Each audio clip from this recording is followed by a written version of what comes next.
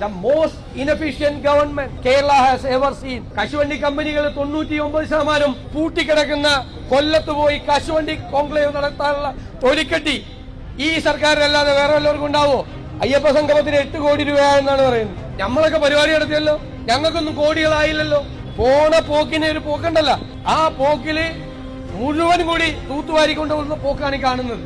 ഇപ്പോഴാണ് കേരളത്തെ നന്നാക്കിയെടുക്കാൻ 31 കേരളം എന്തായിരിക്കണം, 25 കേരളം എന്താണെന്ന് ആദ്യം ഒന്ന് നോക്ക്. എന്നിട്ട് മതി 31 കേരളത്തെ നന്നാക്കാൻ. ഇതൊക്കെ ജനങ്ങളെ കബളിപ്പിക്കാൻ PR ഏജൻസികളുടെ പിന്തുണയോടുകൂടി നടത്തുന്ന 2026 കനത്ത തോൽവി തിരിച്ചറിഞ്ഞുകൊണ്ടുള്ള വിഭ്രാന്തിയാണ് ഈ കാണിക്കുന്നതെല്ലാം. എവിടെ എന്ത് കിട്ടിയാലും അടിച്ചു മാറ്റുകയാണ്. കോപ്പറേറ്റീവ് സൊസൈറ്റി എങ്കിൽ കോപ്പറേറ്റീവ് സൊസൈറ്റി, അയ്യപ്പന്റെ ദ്വാരപാലക ശില്പമെങ്കിൽ അത്, കഥകെങ്കിൽ കഥക്, കട്ടളെങ്കിൽ കട്ടള. കമന്ന് വീണാൽ കാൽപ്പണവുമായി പൊങ്ങുന്ന കൊള്ളക്കാരുടെ ഗവൺമെന്റാണ് കേരളം ഭരിക്കുന്നത്. ജനങ്ങൾ തയ്യാറെടുത്തിരിക്കുകയാണ് ആട്ടിയോടിക്കാൻ.